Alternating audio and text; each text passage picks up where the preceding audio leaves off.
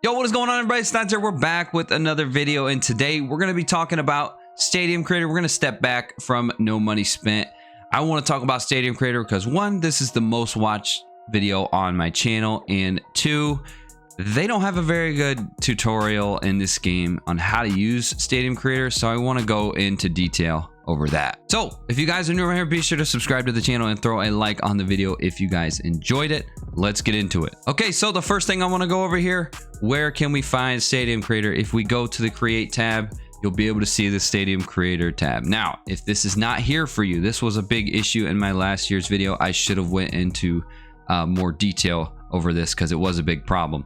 If you don't see Stadium Creator, that means one, you're either on old gen version of the game, which you cannot use Stadium Creator. Unfortunately, you have to be on next gen. Or two, if you guys are on next gen, you might be playing the wrong version of the game. So what you're going to want to do is go into your game tab or whatever.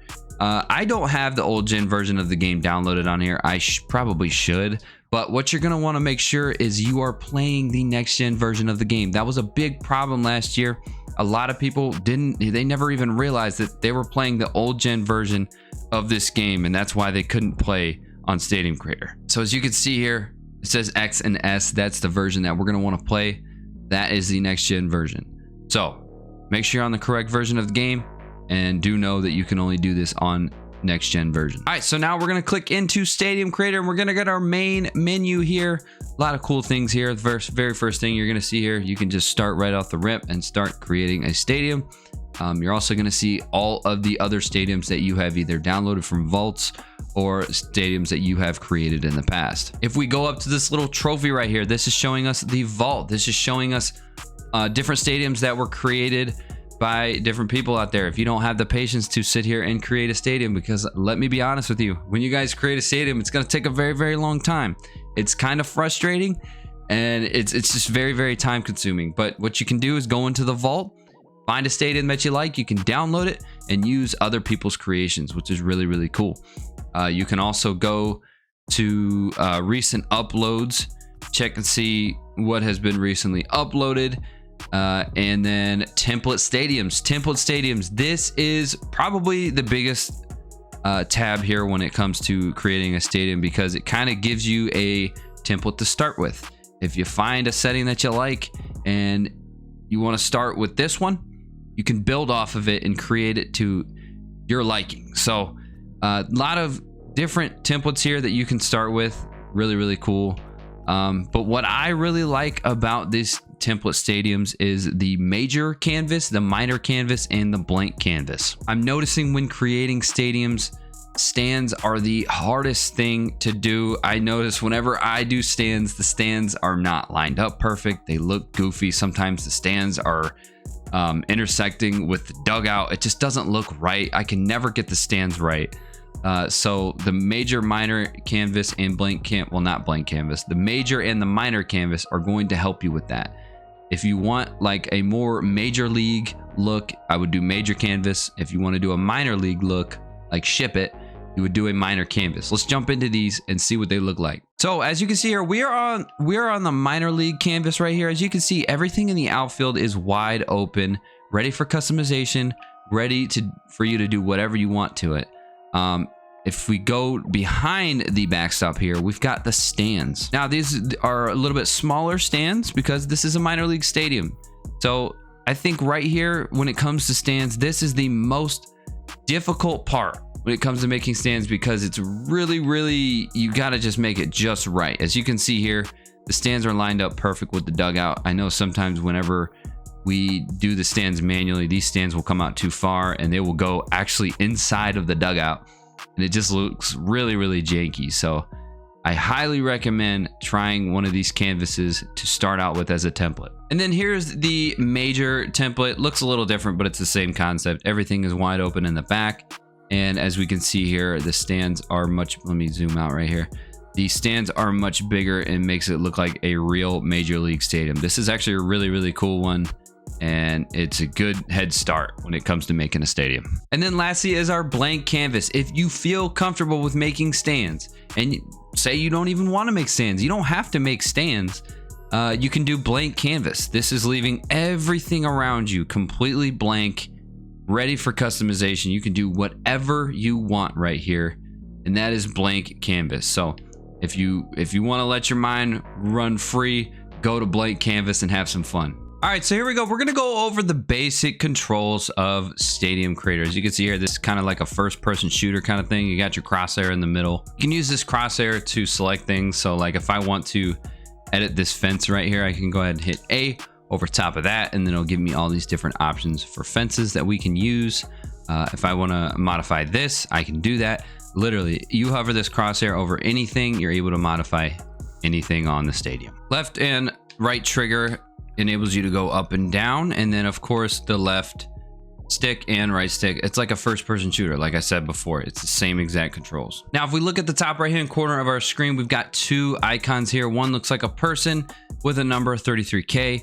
That is going to be the attendance that you have right now. This has an attendance max of 33,000 people. Obviously, the more stands that we put in, the higher this will go. Next one to the right of that looks like a little memory card. We're at 17%. Obviously, that can max out at 100%. So I cannot go too bananas with this. I can't just max out this place with a bunch of like 50 million dinosaurs. You can't do that. There is a certain threshold that you reach. Once you get to 100%, you can no longer put more things in the stadium. Now the first thing that I like to do is change my wall here. If we click on the wall here, there are so many different options here of different walls that we can use. I feel like in MLB The Show 21 there was not very many options out there as far as wall options, and you can see here there is hundreds of different presets that you can go with here. A lot of walls that might piss a lot of people off, and there's a lot of walls that are really short too. Of course, it'll give you the dimensions, all that stuff. So pick the right wall that you want to use. Also, by using the left and right trigger while you're in the fence options here, you can lower or raise it. I notice a lot of people are lowering these bad boys and making these fences super duper short, which is really toxic, but you can do it. All right, so now we're going to get into the wheel and the modifier. Very important tools to use here. Now we're going to start with the wheel. All right, so we're going to start with the left side here, which is camera. This is basically the sensitivity of the crosshair that you are using. I like to use medium. As you can see here, if you want to go slow, you can do that. If you want to go fast, you can do that. I don't even know why this is an option, but it is there. That is your camera movement. If we go to the right, stadium properties. If we start with this one, this is the stadium name, city, location, your altitude, very important right there, year built, and then your seating color. Now, obviously name it whatever you want to do. Altitude. This is, it can be really toxic. I honestly, in my opinion, I feel all stadiums that are created should be the same altitude. I hate playing at a max elevation stadium on ranked seasons because it gets really toxic. But hey, you guys might like it. I personally hate it. I'm not a big fan of it, but this is basically changing how the ball's gonna fly, right? Coors Field is a max elevation stadium. The ball flies there. It's crazy. Laughing Mountain Park, that's another high elevation stadium that you get a lot of home runs on. I don't know what the exact altitude is for max elevation. I know it's in the 5,000s. If you want max elevation, just look it up. I'm sure you can find it. And then the lowest you can do, I believe, is 100. If you don't want the ball flying around everywhere, just keep it right in the middle. I don't like to do too low either because it feels like you cannot get that ball out of the park. Next thing on the wheel, if we stay on stadium and then we hit right on our right stick, that'll take us to our field customization. Now we've got the grass type here. We can change basically the color of the grass pattern. We can change how the grass looks. Infield dirt, basically changing the type of dirt that's on the field and the color of it. We've got a couple new interesting looks, as you can see right here. There's that. And then the last tab in this spot, we'll hit the right stick over one more time, and that is the scenery. This is basically everything outside of the stadium. And as you can see here, we've got the grass 2 look. We can change it to red rocks. We can change it to sand. If you want a city look, we can change it to concrete. You can change it to snow if you want to. Change it to whatever you want to fit the setting that you are trying to create here. Distant scenery, this is everything beyond that, way out there. So we can have a beachfront, we can have a large city, medium city, mountains, red rocks, small city, whatever it is that you want, tropical look, they have it. Really, really cool. And then the last thing on our wheel here is the create prop. This is the most exciting part of this wheel. This is going to give us all of our customization options, different props out there. We've got scoreboards, we've got fences and gates, we've got statues and fountains, furnaces, flags, roadways, landscaping, concourse, lettering, stands, buildings, light structures, you name it, they've got it. They've got so many different props in this. I mean, you can literally sit in Stadium Creator for hours and hours and hours and make exactly what you want. So if you want to toggle these categories, hit up and down on the D-pad and that will change up the category for you. If you want to toggle throughout that category, you can hit right or left and that will change that for you. Now, like I said earlier, do keep in mind how much you are putting in here. The bigger the prop is, the more space that prop is going to take up, and you're going to want to keep an eye on that memory card on the right hand side. That way you don't take up too much space. All right, boys, so now we want to start putting some props out there, right? All right, so we're going to bring up our wheel. We're going to go to create prop. So as you can see here, we are very, very zoomed in and we are on some stands here. Obviously, I have no idea where we are putting these stands. What you're going to want to do is hold down LB on your controller. This is your modifier tool. Now, once we do that, we are able to center our camera. We can either zoom in, just like so, or we can zoom out. Now, I feel like I'm too close, so I want to zoom out. There we go. This is perfect. So now, this modifier tool is very, very important. Basically lets you modify the prop that you are currently selected on, however you want to do it. So if I'm holding down this button, I am able to make this prop, obviously zoom in and out. I can make it go into the ground by holding down the left stick, or I can make it come out of the ground, make it float up in the air, whatever I want to do. But what I like to do is hold down my modifier, get it to the right position. You can also hit the right trigger and the left trigger to rotate it, just like so. So what I want to do is get it just where I want it.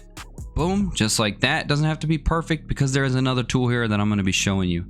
And that is the snapping tool. Snapping tool is very, very important when it comes to putting these props in. You don't want your props to be floating up in the air or not centered, whatever it may be. The snapping tool is going to enable us to do that. So what we're going to do is go ahead and place our prop, right? It says it's on the field, so I got to back it up. If that is red, that is saying you cannot place it. So I'm going to back it up a little bit. Boom. All right, we are placed.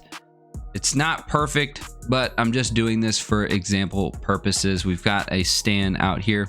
So now what we're going to do is select the object again. We're going to pull up our wheel here. Now you're going to notice that the wheel looks a little bit different. You have this wheel when you select a certain prop. So got our prop selected, and now we're going to snap our prop into place, right? So that is going to automatically move this and set it to the right spot. Now the stands, this one might not move as much because there's not much around it. So we're gonna place it right here and try to use our snapping tool again.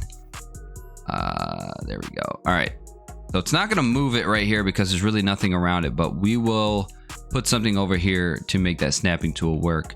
If we go down here and we go snap to ground, this is going to bring that prop back up to ground level. If you feel like there's a prop or something like that that's floating up in the air, just use this snap to ground prop, and that will make your prop go to ground level. All right, so now we're going to utilize the snap tool here. What we got here is a press box, and then we've got a scoreboard. I want to put this scoreboard on top of the press box, and I want it to look pretty, right? Now, I know this is weird looking, but I'm just doing this for example purposes. So what we're going to do, we got our press box put where we want it. I've got the scoreboard out, and now I want to go ahead and adjust that. So I'm going to go ahead and hit A, and then I'm going to hold our modifier up to kind of the general height of where I want it. And then while we're doing that, I want to pull up my wheel right here. As you can see, scoreboard is a little crooked, right? It doesn't look right. So now while we're selected onto this prop, I want to hold the wheel button down, and then we're going to hold down snap to prop. Now you can see that it adjusted itself. It centered itself. Now we are perfectly symmetrical. This scoreboard is sitting on top of this press box perfectly. I'm telling you guys, you can use this snap tool for anything really, to center everything, make it perfect. Now I know this thing is backwards. We're gonna go ahead and fix that. Turn it around and then bring it forward a little bit, and then we're gonna go ahead and snap to prop. And now it sets itself perfectly to make it look just right. Now I don't know why it keeps flipping itself over here like that, but that's just how the snap tool works. Sometimes it's a little finicky, and sometimes you have to keep messing with it over and over and over, but it is what it is. But the cool thing is, if we have an issue like this, now we can go into our modifier, right, and say I want this to be facing the correct way. And I know this is making the press box go completely backwards. I know this is a bad example, but if you keep running into an issue like this and you need to just turn something around completely, now we can go into the modifier tool here and set something as a group, right? So now I'm holding down the modifier tool, I'm clicking both of my props, both of these are selected. Now this is considered as one group. So if I click on one of these, now I've got both of these that I'm allowed to move around. And now I can turn this thing around completely. And now I've got a little fencing area with a scoreboard on it. And now I can put like some tables or maybe like a concession stand or something like that right in that little roadway. So yeah, that's a pretty cool thing about the modifier tool and the snapping tool. You're going to want to use it with everything that you put in, because you want things to be centered. You want it to look good. You don't want things just floating up in the air and looking not symmetrical. Another thing with the modifier tool, if you guys are just kind of freelancing around, looking around, and you want to just delete stuff, you can hold down this modifier. As you can see here, you'll have a different menu that pops up. You're able to group things, and you can also delete things. As you can see here, I am not selected on anything, and I'm just holding down the modifier tool, and I'm just deleting everything that I see. Very, very quick and easy way to delete things. I know that is an issue that a lot of people have. That's hard to find the delete button. They make this menu very, very complicated, and it does get kind of frustrating making a stadium. So that is how you delete things. Okay, so we've gone over the wheel, we've gone over the modifier. One thing that I want to go over here, we're gonna go ahead and change our walls here. That way they're a little bit bigger and different looking. You guys, there's a lot of people that don't realize that they can do this. If you go up to a certain thing like a wall, your foul pole, whatever, there are some cosmetic things that you guys can do. So if I go ahead and click on our wall right here, we can hit Y and change our material right here and change it to whatever we want to do. So if I want to do a brick wall, we can do that. I'll go ahead and select that. And now as you can see here, we've got a brick wall back here. You can also do it with the foul poles as well. Go ahead and click on that, and it's going to give you a bunch of different options. I'm not sure what is going on right now. Foul pole, there we go. All right, so now there's a bunch of different options right here. We can select different foul poles. And then for the walls on the outside next to the bullpen here, we're able to change all of that as well. You can change it individually. Once you get down here, you're able to change this whole area just like so. And then if you want to just keep going down the line as you go to change it to different materials, you can just hit right on the D-pad or whatever, and it'll just keep going down the line. You can change your fences to how you want them to look. So with these walls, if you hover over the wall, you don't click on it, and then you bring up your wheel, you have an interesting wheel here, and you're able to put some wall props in. If you want to put some doors in, you want to put some ivy in, like Wrigley Field, you can do that. Put those kinds of things on the field. It's really, really cool, and you can do it on other walls as well. So let's hover over this wall. We've got wall props. It's a really small door, but you can adjust it to however you want it to be and how you want it to look. Now, do keep in mind, if you guys are editing these walls and you pull up this wheel right here and then you go into wall edit, do know that as soon as you go into this setting right here, you are no longer able to use this stadium online. As soon as you edit any kind of fence dimension, make it taller, make it shorter, whatever it is.